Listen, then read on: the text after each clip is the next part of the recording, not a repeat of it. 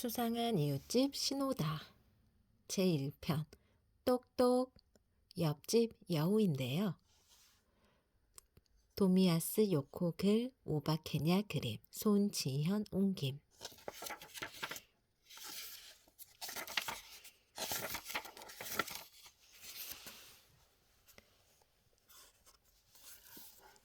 제1장 말할 수 없는 비밀. 엄마가 여우라는 건 유이에게 그다지 큰 문제가 아니었다. 엄마는 한 달에 한 번 달이 모습을 감추는 음력 초하룻밤이 되면 산으로 가야 했지만 그것도 별일 아니라고 생각했다. 5학년인 유인의 반에는 엄마가 승무원이라서 일주일 동안 집을 비우는 아이도 있다. 유인은 엄마가 그 밤에 산에서 무얼 하는지 잘 모른다. 하지만 예전에 할아버지가 말씀하셨다.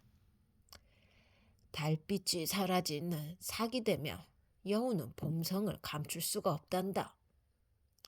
삭은 음력 초하루 날이다. 달이 태양의 그림자로 쏙 들어가 버리면 엄마는 여우 모습으로 돌아가는 모양이다. 유이는 여우인 엄마를 본 적이 없다. 여우가 된 모습을 들키면 엄마는 더 이상 여기서 살 수가 없게 돼. 할아버지가 한 말이다. 그런데 이 말을 하는 할아버지는 커다란 여우 모습으로 소파에 앉아 복슬복슬한 꼬리를 흔들고 있다. 그럼 왜 할아버지는 집에 놀러 올 때 여우 모습으로 와요? 할아버지도 사람으로 변해 있어야죠. 유이가 물으니 할아버지는 하품을 참으며 대답했다.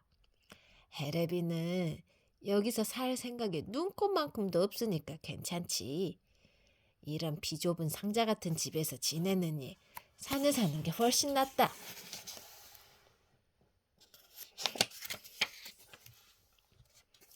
말은 이렇게 했지만 할아버지는 TV를 엄청나게 좋아한다. 특히 사극을 어찌나 좋아하는지 유인의 집에 오면 제일 먼저 하는 일이 칼싸움 채널을 트는 것이다.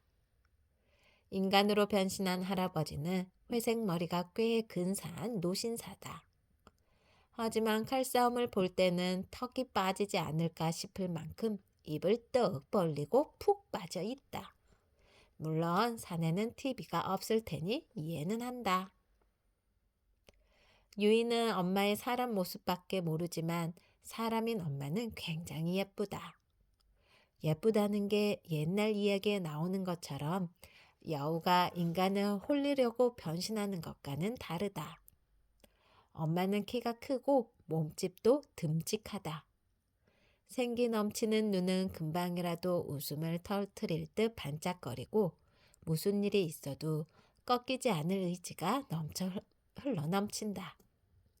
입술은 늘 미소를 짓는 듯 야한 꼬리가 올라가 있다. 공개 수업 날에도 마트에 갈 때도 엄마 주변은 특별한 빛이 감싸고 있는 것처럼 밝고 명랑한 분위기로 변한다. 유이는 엄마를 아주 좋아하니까 엄마의 정체가 여우여도 아무 상관없다. 그런데 엄마가 여우라면 엄마의 딸인 유이도 반은 여우라는 말이다. 유이에게는 2살 어린 남동생 다쿠미와 이제 막 유치원에 들어간 여동생 모에야가 있다. 이 둘도 반은 여우 반은 사람인 것이다. 결국 가족 중에서 사람이기만 한 건 아빠뿐이다. 다행히 아빠는 이 사실을 크게 신경 쓰지 않는 것 같다. 하긴 그런 걸 신경 쓰는 사람이었다면 아무리 사랑에 빠졌다 해도 여우와 결혼하진 않았을 것이다. 아빠는 식물을 연구하는 학자이자 대학교 선생님이다. 아빠의 머릿속에는 담자균류의 실모양 세포 구조나 양털 이끼과 식물의 날개 세포 분화 형태처럼 골치 아픈 전문 지식이 뒤섞여 있다.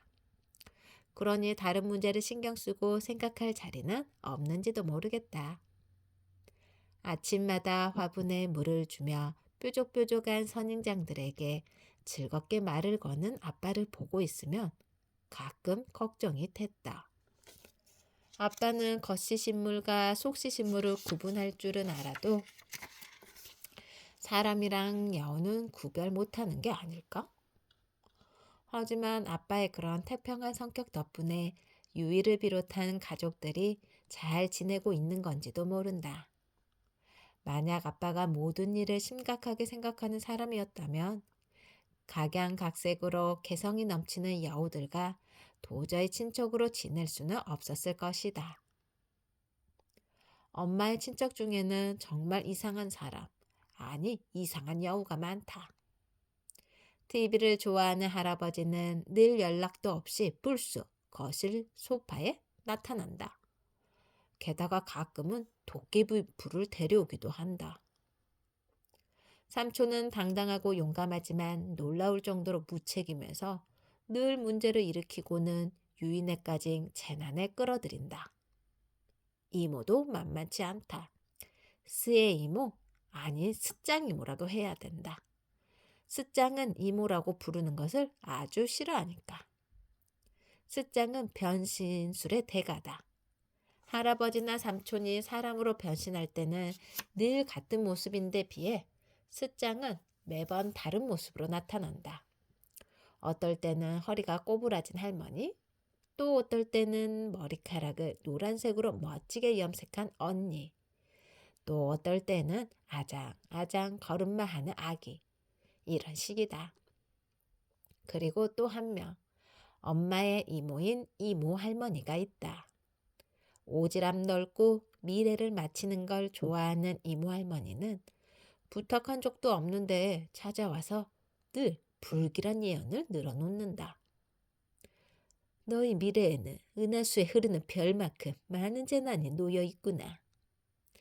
엄마와 아빠가 결혼하던 날 이렇게 말한 것도 이모 할머니였다. 이 예언은 맞아떨어졌을지 모른다. 신호드 안에는 매일매일 재난이 찾아오고 있으니까. 하지만 말이야, 엄마가 말했다. 재난이 닥친다고 불행한 건 아니야. 재난을 이겨내지 못하면 불행해지겠지만 재난을 뛰어넘는 건 인생의 재미 중 하나니까. 엄마는 강하구나. 유이는 생각했다. 할머니도 아주 강력한 여우라고 들었다. 할머니는 아직도 딸이 인간과 결혼한 걸 용서할 수 없어서 사위는 물론 손주들을 만나려 하지 않는다. 그래서 직접 본 적은 없다. 이런 할머니를 두고 할아버지는 웬만해서는 당해낼 수 없는 사나운 할머니라고 했다.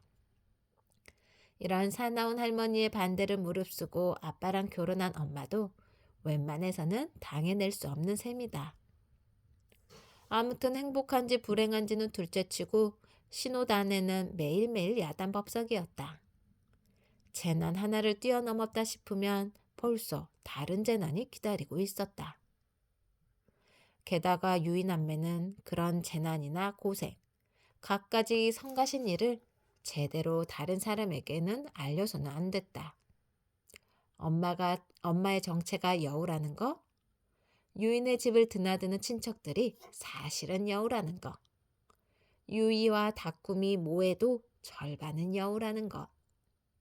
이 모든 일이 절대로 남에게 알려져서는 안 되는 신호다 가족의 말할 수 없는 비밀이다.